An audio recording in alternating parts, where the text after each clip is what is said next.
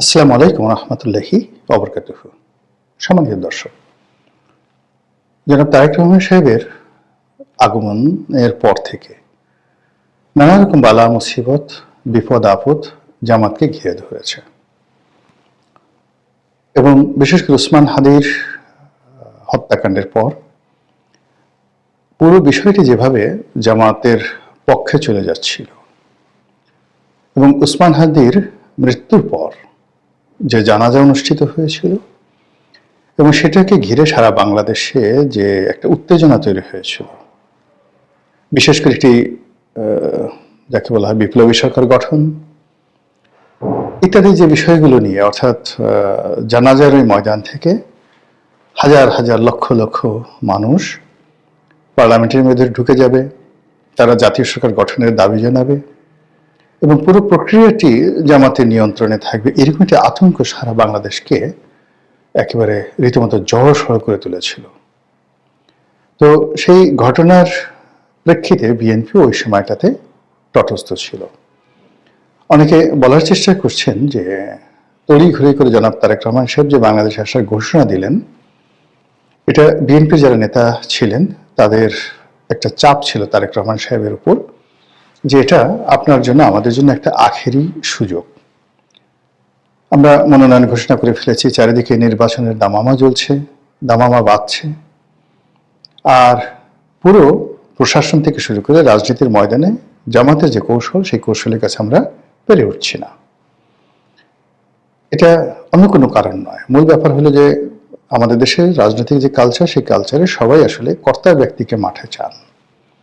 তো তারেক রহমান সাহেব লন্ডনে বসে সিদ্ধান্ত দেবেন আর মির্জা ফখরুল সাহেব সেই জামাতের আমিরের সঙ্গে প্রতিযোগিতা করবেন, এটা হয় না, আমাদের সমাজে মেনে নেওয়া হয় না। প্রথম কিছুদিন লেভেল প্লেয়িং ফিল্ড যেটা বলা হয় রাজনীতির, সেখানে বিএনপির যারা শীর্ষ নেতা তাদেরকে জামাতের আমিরের সমপর্যায়ে মনে করা হতো বা সমপর্যায়ে স্থান দেওয়া হতো। কিন্তু পরবর্তীতে জামাত এটা বুঝতে পারার পরে তারা হয়তো, এটা আমি বলবো যে এটা ভুল হয়েছে জামাতের ওই সময়টাতে। মানে জামাত এই প্ল্যাটফর্ম থেকে তাদের আমিরকে সরিয়ে নিয়ে আসে এবং তাকে সুপ্রিম কমান্ডার হিসেবে বা খমেনির মতো, আয়াতুল্লাহ আলী খামেনির মতো তাকে আধ্যাত্মিক নেতা হিসেবে বসিয়ে রাখে এবং তাদের দ্বিতীয় টায়ার বা দ্বিতীয় সারির যে সকল নেতা রয়েছেন, সেই আবদুল্লাহ মোহাম্মদ তাহের ডাক্তার, তাকে দিয়ে সব কাজ করেন। এমনকি জামাতের সেক্রেটারি জেনারেল মিয়া গোলাম পারওয়ার, তো মিয়া গোলাম পারওয়ারকেও তারা সুপ্রিম কমান্ডার হিসেবে সামনে নিয়ে আসে। তো ওটা কয়েকদিন, মাস দুয়েক, এটা দেখতে খুব ভালো লেগেছে। জামাতের আমিরের সম্মান বেড়েছে, মর্যাদা বেড়েছে, কিন্তু বিএনপিকে সেই বিকল্প চিন্তা করার সুযোগ দিয়েছে এবং বিএনপি তখন চিন্তা করেছে যে না, মাঠে যদি জামাতের আমিরকে ফেস করতে হয় তাহলে তাদেরকে অবশ্যই নেতা নির্বাচন করতে হবে এবং তারেক রহমান সাহেবকে দেশে আসতে হবে। তো তারেক রহমান সাহেব আসলে যেটা বিপ্লব হবে, এটা আমরা অনেক আগে, এমনকি যখন 2012-13 সনে সেই পার্লামেন্ট চালু ছিল, বিএনপি পার্লামেন্ট ছিল, বিএনপির নেতারাও কিন্তু গর্ব করে বলতেন যে এমন একটা সময় আসবে যখন তারেক রহমান সাহেব আসবেন এবং সকল বাধা বিপত্তি সব দূর হয়ে যাবে। তো যাই হোক, তারেক রহমান সাহেব আসার পর এখন আর কেউ জামাতের খোঁজ নেন না, জামাতের কথা বলেন না, বরং মানে নানা রকম নেতিবাচক কথা জামাত নিয়ে, শিবির নিয়ে মানুষ বলতে থাকে এবং যা তাদের প্রাপ্য, মানে 30-35টি সিট তারা পেতেই পারে যে অবস্থা, তো সেইটা অনেকে বলার চেষ্টা করেছে তারা একটাও পাবে না, কেউ বলছে দুটো পাবে, তিনটে পাবে, এরকম। তো পরিস্থিতি যখন এরকম, ঠিক সেই সময়টাতে জামাত বিরোধী যে শক্তিটি রয়েছে বাংলাদেশে, যারা নিজেদেরকে প্রো লিবারেশন ফোর্স হিসেবে দাবি করেন, প্রগতিশীল হিসেবে দাবি করেন এবং জামাতকে যারা ধর্মান্ধ এবং পশ্চাৎপদ মধ্যযুগীয় চিন্তা চেতনার শক্তির ধারক বাহক হিসেবে মনে করেন, সে সকল বুদ্ধিজীবী, তারপরে সে সকল সাহিত্যিক, সাংবাদিক সবাই একযোগে জামাতের বিরুদ্ধে বলতে থাকে এবং তারা সবাই বলার চেষ্টা করে যে জামাতের যে আসল চরিত্র এবং আসল যে রূপ, এটি এখন জনসম্মুখে প্রকাশিত হয়ে গেছে। আর এই কারণে বিশেষ করে ডেইলি স্টার এবং প্রথম আলোর এই ন্যক্কারজনক ঘটনার পর জামাত ভবিষ্যতে কি করতে পারে এবং তারা কতটা নির্মম হতে পারে, নিষ্ঠুর হতে পারে, এটা এখন জনগণের কাছে ওপেন হয়ে গেছে। এবং তখন তারা বলার চেষ্টা করছিল যে এখন যদি কোনো ইলেকশন হয় এবং বিশেষ করে জগন্নাথ বিশ্ববিদ্যালয়ের যে ছাত্র সংসদ নির্বাচনের কথা হচ্ছিল, তো সেটা নিয়ে সবাই বলার চেষ্টা করছিল যে এখন যদি নির্বাচন হয় জামাত সেখানে জয়লাভ করতে পারবেন। এবং আপনারা জানেন যে ইতিপূর্বে রাজশাহী বিশ্ববিদ্যালয়, জগন্নাথ বিশ্ববিদ্যালয়ের আগে যেটা রাজশাহী বিশ্ববিদ্যালয়ের ছাত্র সংসদ ডাকসু এবং জাহাঙ্গীরনগর বিশ্ববিদ্যালয় জাকসু, এই নির্বাচনে জামাত ভূমিধস বিজয় লাভ করেছে। এবং এগুলো ছিল জনাব তারেক রহমান সাহেব বাংলাদেশে আসার আগে। তো তারেক রহমান সাহেব বাংলাদেশে আসার পরে যেহেতু একটা রাজনৈতিক পরিবেশ পরিস্থিতি তৈরি হয়েছে, একটা আলাদা ভাইব তৈরি হয়েছে, ছাত্র দলের যারা নেতাকর্মী রয়েছেন তাদের মধ্যে একটা উদ্দীপনা চলে এসছে। এবং আমাদের দেশে যে ক্ষমতা কেন্দ্রিক রাজনীতির যে একটা ভাইব থাকে, যে ক্ষমতা যেদিকে সেদিকে সাধারণত ভোট যায়, তো সেটা জগন্নাথ বিশ্ববিদ্যালয়ের যে ছাত্র সংসদ নির্বাচন সেখানে হবে এই ভরসা করে যারা বলেছিল তাদের সবার মুখে চুনকালি। নির্বাচন হলো, সেই নির্বাচনে শিবির আগের মতো জয়লাভ করলো, ঢাকা বিশ্ববিদ্যালয় বা অন্যান্য বিশ্ববিদ্যালয়ের মতো জয়লাভ করলো এবং এখানে ছাত্রদল কিছুই করতে পারলো না। এখন সমস্যা হয়ে গেল যে এই যে তারেক রহমান সাহেবের আগমনে এখনো পর্যন্ত যে ভাইবটা চলছে, যে হাইপ তোলা হয়েছে, বা তাকে যেভাবে ভবিষ্যৎ প্রধানমন্ত্রী হিসেবে লোকজন সম্বোধন করছে, তো তার প্রভাব কোথায়?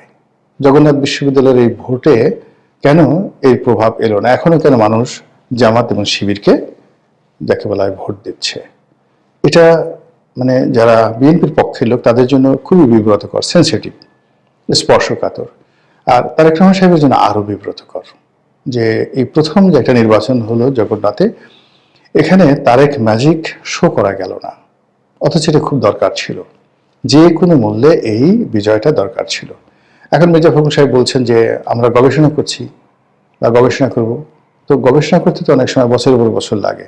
নির্বাচন তো আর মাত্র বেশি দিন নেই, ফেব্রুয়ারি মাসের 12 তারিখে যদি নির্বাচন হয় 1 মাসও তো নেই। তো সেখানে আপনি এখন এই গবেষণা করে আপনি কি করবেন বলেন?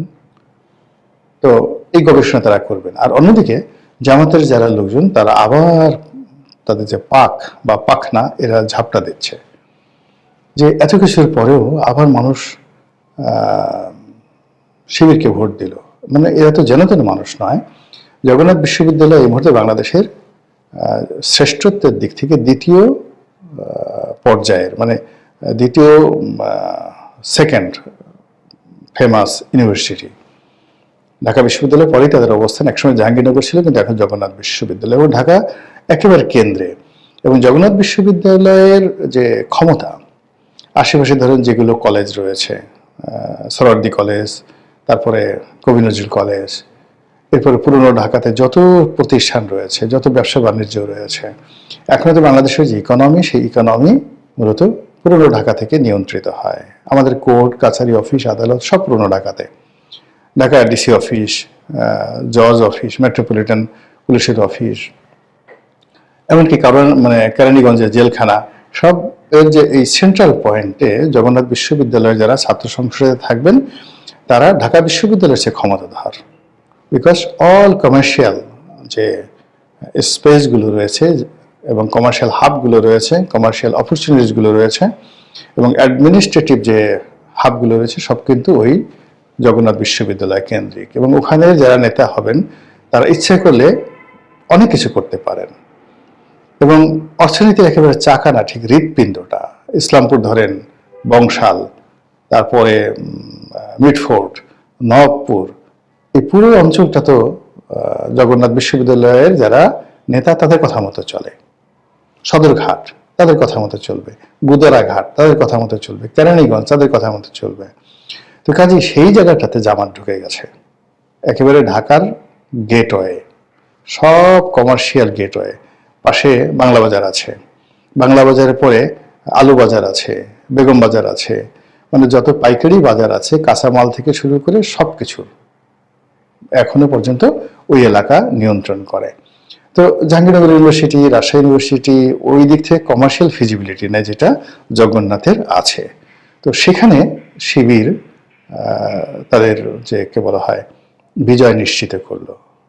আমি মনে করি এটা যেনতেন ঘটনা নয়, এর পেছনে অনেক অনেক যাকে বলে হাত আছে, অনেক অনেক সুদূর প্রসারী চিন্তা আছে, এবং এখানে যে বিজয় একেবারে যেনতেন বিজয় তা নয়। আমাদের ছেলে মেয়ের যারা এই দেশকে নেতৃত্ব দিচ্ছে তাদের মনোজগতে একটা বিরাট পরিবর্তন আসছে। এই পরিবর্তনের আওয়াজটা বিএনপিকে এবং আওয়ামী লীগকে বুঝতে হবে, জাতীয় পার্টিকে বুঝতে হবে, আদারওয়াইজ সর্বনাশ হয়ে যাবে।